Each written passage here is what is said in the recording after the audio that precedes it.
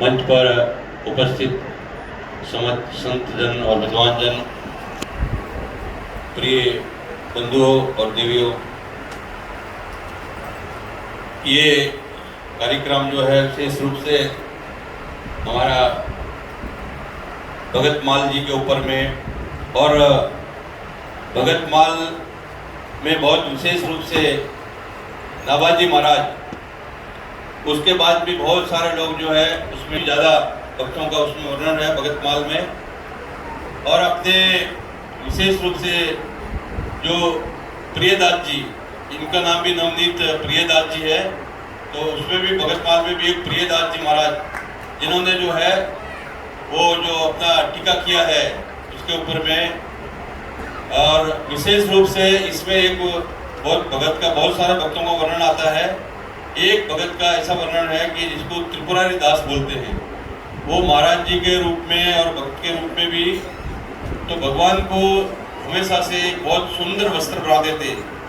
जिसको हम लोग जैसे अब आजकल तो बांधना बंद हो गए, बहुत लोग पहनते नहीं है।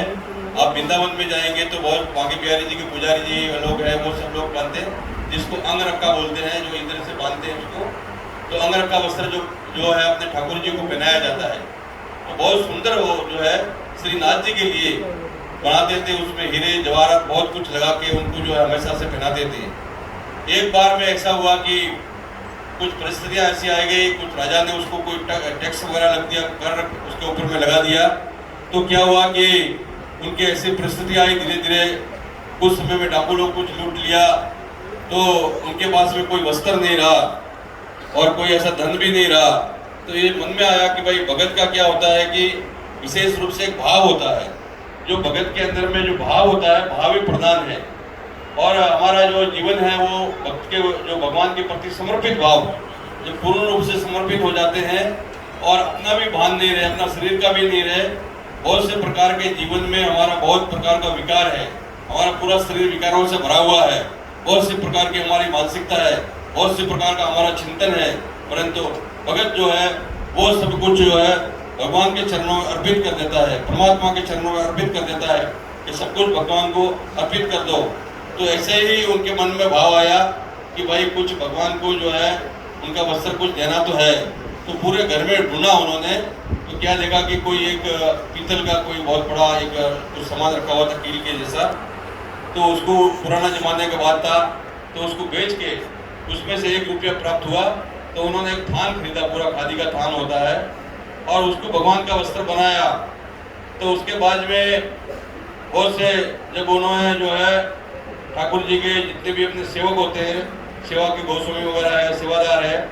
उन लोगों ने बहुत से भगवान को वस्त्र पहनाया श्रीनाथ जी को। और हमारा श्रीनाथ जी को वस्त्र पहनाने के बाद में फिर भी उनका वो जो है एक तरह से सर्दी का मौसम था, तो उनको बहुत ठंड लग रहा था, तो बहुत वस्त्रों पहनाया, तो किसी भी वस्त्र से जो है उनका जो है ये नहीं हुआ। तो फिर उन्होंने जो गोस्वामी जी जो सेवादार थे उनसे जो है सब भक्त लोग पूछे, तो प्रधान सेवक जी पूछे कि भाई इसमें, प्रधान सेवक जी पूछे कि इसमें अपने विशेष रूप से ये जो भाव है कि भगत का जो है, तो वो कौन कोई भगत बोले जी, वो पहले जो पुराना भगत थे त्रिपुरारी जी दास जी, वो उनका लिए जो वस्त्र लाते थे, उन्होंने भी एक थान दिया हुआ है, वो थान है उनका वस्त्र बनाया हुआ यहाँ रखा हुआ है। तो फिर उनको जो पता लगा, तो प्रधान स्वामी जी वो जो अपने सेवादार थे, तो उन्होंने लाके वो वस्त्र दिया, तो भगवान का जो है ठंड रुक गया, सर्दी रुक गया। तो ये क्या है कि भगवान को कोई वस्तु का कमी नहीं है हमारे पास, कि राम रसेन तुम्हारे पासा सदा और रघुपति के दासा। ये कलयुग में विशेष रूप से राम का जो है शक्ति है, जो राम श्री राम का जो भक्ति है, वो हमारा एक तरह से हमारे जो ठाकुर जी है वृंदावन में, आप देखिए कि बहुत से भगत माल में बहुत भगत हुए, परंतु जब हम ये माला रखते हैं तो ये माला के ऊपर एक सुमेरु होता है। तो एक समय की बात है कि नाभादास जी ने अपने गुरुजी से पूछा कि मेरे को माला का सुमेरु चाहिए, सुमेरु कहाँ से इसको प्राप्त हो सकता है? तो बोले कोई बात नहीं, मिल जाएगा। तो ऐसे ही वृंदावन में हमारे साधु संतों का बहुत भंडारे होते हैं। तो भंडारा होता है, तो एक भंडारे में बोला जाता है धारा भंडारा, जो कि जड़ के जितने भी लोग हैं सब लोग आ जाए। तो उसमें तुलसीदास जी भी उस समय में कुछ आए हुए थे अपने भ्रमण करने के लिए, तो वो सबसे पंगत के आखिरी में जाके बैठ गए कि भाई यहाँ पर जो सब संत आएंगे उनका जो है चरणों की जो रज है, धूल है, वो हमें प्राप्त होगी निश्चित रूप से। तो ऐसे ही वो भाव में तो कोई भी उनको पहचाना नहीं, ऐसा स्वरूप बना लिया, तो पूरा भंडारा खत्म हो गया, सबका हो गया। तो एक जो भगत पुरस्कारी करने वाला था, तो उसने बोला भाई कुछ हमारे को दीजिए और खीर वगैरह। बोले खीर तो खत्म होगी, तो बोले खीर के नीचे कुछ खुर्चन होता है, नीचे खुर्च के जो भी चीज़ है वो दे दीजिए। तो वो भी बोले कि, तो उन्होंने बोला कि कोई बर्तन नहीं है, कोई बोले हमारे पास कोई है, तो बोले हाथ में ही दे दो, कोई बात नहीं। तो उन्होंने उसके हाथ में वो रख दिया। तो बाद में उनको नवादास जी महाराज को पता लगा कि तुलसीदास जी महाराज है, तो उनके चरणों में गिर गए और बोले कि मुझे ये भगत माल का सुमेरु प्राप्त हो गया है। तो हमारे यहाँ भी सुमेरु के रूप में है, तो हम इनको बहुत बहुत आशीर्वाद देते हैं, इनके लिए मंगल कामना करते हैं। और ऐसे ही ये जो है आज के समय में विशेष रूप से जो युवा पीढ़ी है जो संस्कारों से विहीन होते जा रही है, उनको पूर्ण रूप से संस्कारित करें और अपने जीवन में उनको प्रेरणा दें, जिससे कि आने वाले समय में हमारे राष्ट्र जो भारत राष्ट्र है वो विशेष रूप से मजबूत हो और हमारे श्री राम भगवान का जो है भक्ति है, कृष्ण भगवान का भक्ति है, और जितने भी हमारा देवी देवताओं का सबका भक्ति के अंदर में एक तरह से सत्य सनातन धर्म के लिए विशेष रूप से कि मोहवासी जीव लोग जीव का सनातना, तो ये सभी निश्चित रूप से हम लोग सनातनी है। और हमारा कोई भी मत हो, कोई भी जाति हो, हमारा कोई भी वर्ग हो, बहुत सी चीज़ें ऐसी होती है जो कि ऐसा बहुत सारा चीज़ें कि नावाजी का जन्मतिथि का आज तक पता नहीं चला, परंतु उन्होंने बहुत बड़ी भक्ति के साथ में आपको ग्रंथ देखे गए, इतने भक्तों का वर्णन मिला और हमें उन भक्तों के बारे में जानकारी मिला। तो निश्चित रूप से हमारे लिए बहुत वंदनीय पूजनीय नवादास जी महाराज है। तो ऐसे ही अभी जो हमारे अंदर में भक्ति और चेतनाओं को जगाने वाले विशेष रूप से